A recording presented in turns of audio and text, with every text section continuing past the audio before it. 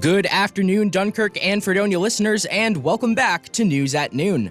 I'm News Director Cascio Fonseca here today with News Assistants Lee Pye and Joshua Ribakove, and in this Top of the Hour update, we'll bring you the latest on news and events around SUNY Fredonia's campus and community, as well as the latest in national news and weather. First up, we'll bring it to Lee for our latest Monday campus news updates. Good afternoon, everyone, and here is your campus news. The 25th Annual Student Research and Creativity Exposition is coming up on May 4th.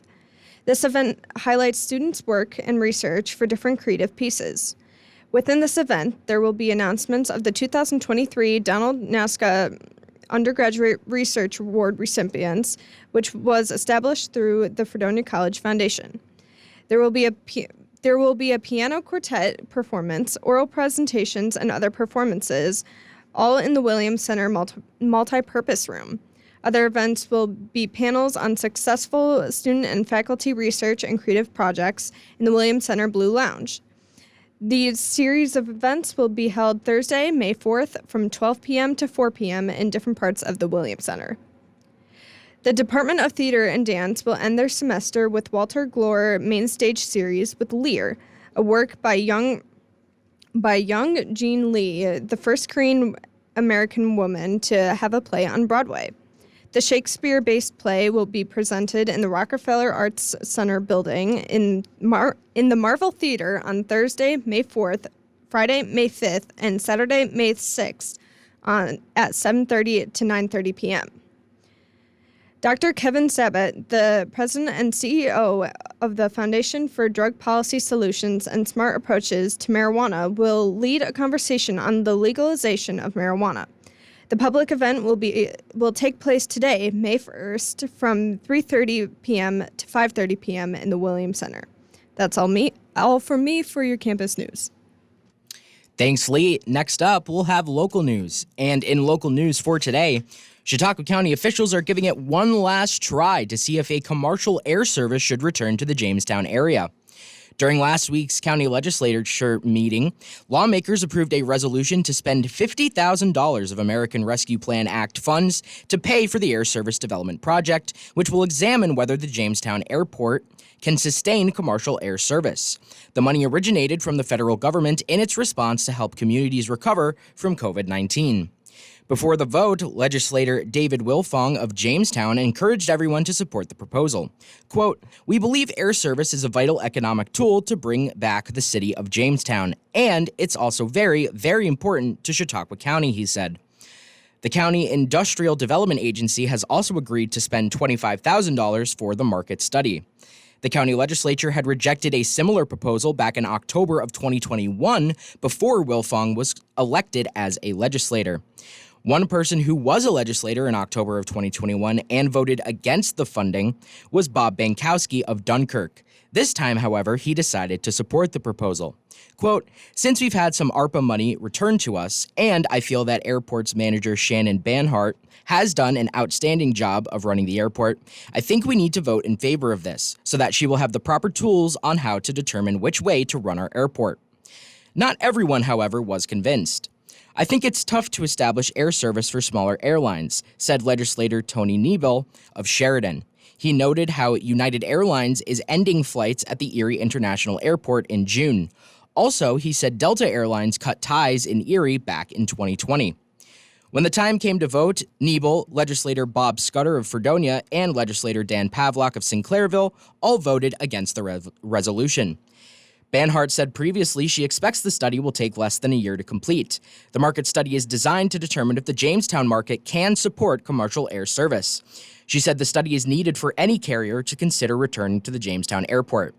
Jamestown lost commercial service when the Federal Transportation Department terminated essential air service eligibility for Jamestown in January of 2018. That decision was made because the local airport wasn't meeting the federal standard of 10 passengers a day, nor the federal government's $200 per rider subsidy cap. That's all for local news for today. In national news, we bring it to Josh. Thank you, Cascio. J.P. Morgan Chase has purchased the failed First Republic Bank, a San Francisco-based bank with 8 locations in other states. First Republic stock had plummeted so much last week that the New York Stock Exchange halted trading a number of times. The Federal Deposit Insurance Corporation seized the bank over the weekend before putting it up for sale in a competitive bid.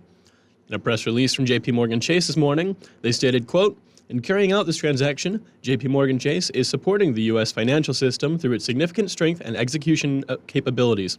As part of the purchase, JP Chase is assuming all deposits, insured and uninsured," end quote. Some of these acquisitions include about $173 billion in loans, $30 billion in securities, and they will also assume $92 billion of deposits, but they will not be assuming the corporate debt or preferred stock of First Republic Bank. This morning, all 84 branches of First Republic banks are opening as JP Chase banks, and all depositors will have access to their accounts. On Friday, a man shot and killed 5 people in a family residence in Texas, including a 9-year-old boy. The killer is 38-year-old Francisco Oropesa, and allegedly he shot his neighbors after they had asked him to stop firing rounds into his yard. After Oropesa rejected his request, Wilson Garcia called the police when he saw Oropesa from his porch, not sure what he was doing. 10 to 20 minutes after Garcia had gotten home, he saw Oropesa running towards him, reloading his AR-15 style rifle. There were 15 people in Garcia's house at the time of the shooting, joining his wife on a church retreat. Garcia reports that 2 women died shielding his month-old son and 2-year-old daughter. One of the women told him to jump out of the window, quote, "because my children were without a mother and one of their parents had to stay alive in order to take care of them," end quote. The suspect, Francisco Oropesa, remains at large, and the governor of Texas has put up a $50,000 reward in a manhunt that has seen over 200 police from multiple jurisdictions searching for him. That does it for today's national news. Thanks, Josh. Finally, we'll take it back to Lee for today's weather forecast. The Northern Chautauqua Weather Update, being brought to you by Fredonia Radio Systems. Today is 42 degrees Fahrenheit, the low is 41 degrees, and the high is 48 degrees. It's a cloudy day with a 40% chance of rain for the next hour or so, and it'll be pretty spotty with rain for the rest of the day. Tomorrow will be 43 degrees and rainy all day. By the end of the day tomorrow, it'll be snowing and have a snow-rain mix, and it'll continue into the morning on Wednesday. That's all from me for weather. Stay warm and stay dry. Thank you, Lee and Josh. That'll wrap it up for this Monday's edition of News at Noon.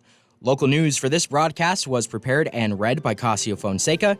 National news was prepared and read by Joshua Ribakove, while campus news and weather were prepared and read by Lee Pye. Board operations for this broadcast were performed by Alex Erwin. Join us for more top-of-the-hour news updates on Wednesday, and until then, take care.